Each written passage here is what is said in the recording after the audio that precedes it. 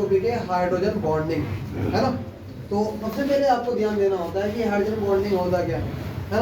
तो आपको ध्यान देना होता है जब किसी भी कंपाउंड में हाइड्रोजन अधिक विद्युत ऋणी तत्व, है ना, किसका अटैच होगा, FON से अटैच होगा, तो वहां पे क्या पाई जाएगी, हाइड्रोजन बॉन्डिंग पाई जाती है। आपको ध्यान देना होता है अगर H F से अटैच हो, H O से अटैच हो, H N से अटैच हो, है ना, आपको ध्यान देना होता है तो इन तीनों कंपाउंड में क्या पाई जाएगी, हाइड्रोजन बॉन्डिंग पाई जाती है। ये ध्यान देना होता है, ठीक है ना। तो ये सबसे पहले आपको ध्यान देना होता है। अब ये हाइड्रोजन बॉन्डिंग होती क्या है, ये आपको शायद समझ आ गया होगा। अब ये दो टाइप की होती है, कितने टाइप की होती है, हाइड्रोजन बॉन्डिंग जो होती है ना वो दो टाइप की होती है। लेकिन आपको सबसे पहले समझना होता है जब H किससे अटैच होगा, या तो F से अटैच हो, या O से, या फिर N से अटैच हो, है ना।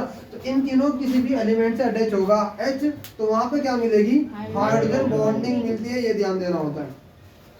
अब ये दो टाइप की होती है, एक तो होती है, आपको ध्यान रखना होता है, एक तो होती है इंटर, कौन सी, इंटर मॉलिक्यूलर, नाम से सुना होगा आपने, इंटर मॉलिक्यूलर हाइड्रोजन बॉन्डिंग, आपने नाम पहले कभी सुना होगा इसका शायद।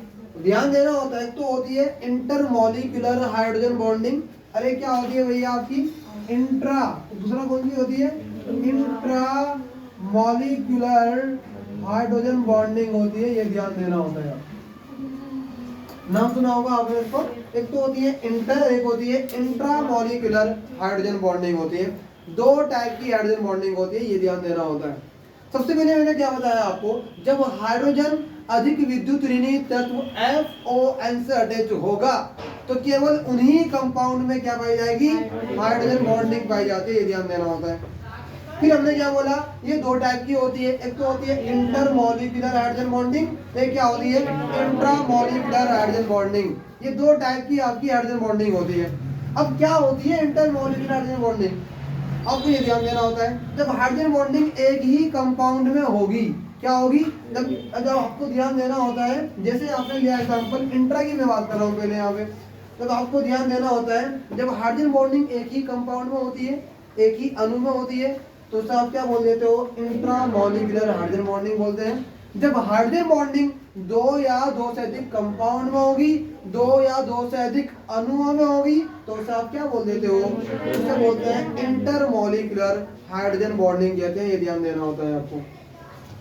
जैसे एग्जांपल की मैं बात करूं, आपने एग्जांपल पढ़ा है, आप पीछे पढ़ के आ चुके हो, एक टॉपिक पढ़ा था आपने फिनोल का नाइट्रीकरण, ध्यान है ना आपने। तो वहां पे क्या पढ़ा था आपने, पढ़ा था ऑर्थो नाइट्रोफिनोल, और एक पढ़ा था आपने पेरा नाइट्रोफिनोल, ध्यान है ना सभी के। तो ऑर्थो नाइट्रोफिनोल और पेरा नाइट्रोफिनोल की मैं अगर बात करूं यहाँ पे आपसे, जो इंटर मॉलिक्यूलर हाइड्रोजन बॉन्डिंग होगी वो दो या दो से अधिक कंपाउंड में होगी, दो या दो से अधिक कंपाउंड में होगी। जैसे मैंने एग्जांपल ले लिया पेरा नाइट्रोफिनोल, क्या ले लिया मैंने, पेरा नाइट्रोफिनोल को ले लिया, ये ध्यान देना होता है आपको। अब यहाँ पे क्या हुआ, ये तो एक ही कंपाउंड है, ये क्या है, एक ही कंपाउंड है। मैंने बोला क्या है, जब हाइड्रोजन बॉन्डिंग दो या दो से अधिक कंपाउंड में हो, तो आप क्या करोगे, एक और बार आप पेरा नाइट्रोफिनोल को नीचे लिख दोगे। तो आपने क्या करा, एक और बार आपने पेरा नाइट्रोफिनोल को नीचे दिखा दिया, ध्यान देना होता है आपको। तो हमने क्या बोला, जब हाइड्रोजन बॉन्डिंग दो या दो से अधिक कंपाउंड में होगी।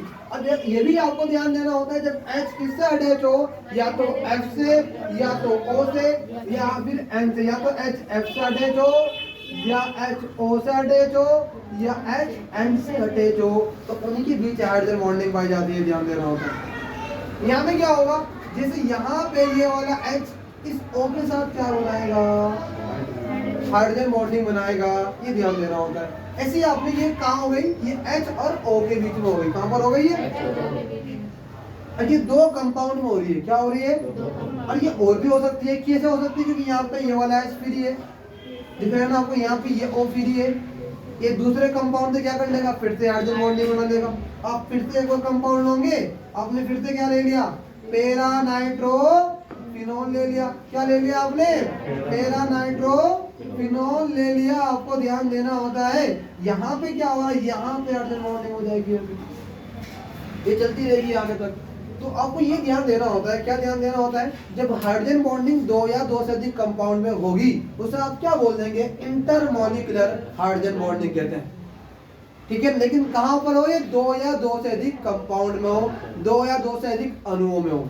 यहाँ पे क्या होता है, यहाँ पे आपको ये ध्यान देना होता है जब हाइड्रोजन बॉन्डिंग एक ही कंपाउंड में होगी, कहाँ पर होगी, एक ही अणु में होगी, तो उससे आप क्या बोल देते हैं, इंट्रामॉलिक्यूलर हाइड्रोजन बॉन्डिंग कहते हैं। जैसे एग्जांपल की मैं बात कर लेता हूँ, यहाँ पर आपने एग्जांपल ले लिया ऑर्थो, कौन सा ले लिया आपके, ऑर्थो नाइट्रोफिनॉल, पढ़ा हुआ है आपने बहुत अच्छे से, है ना, ऑर्थो नाइट्रोफिनॉल। मैंने यहाँ पे क्या करा, NO2 को ओपन कर लिया, क्या कर लिया मैंने यहाँ पर, NO2 को ओपन कर रहा है यहाँ पर। अब यहाँ पे क्या करेगा, ये H क्या बनाएगा O के साथ, ये H बनाएगा O के साथ हाइड्रोजन बॉन्डिंग, बस ये वाला H और ये दोनों O दोनों बिजी हो गए।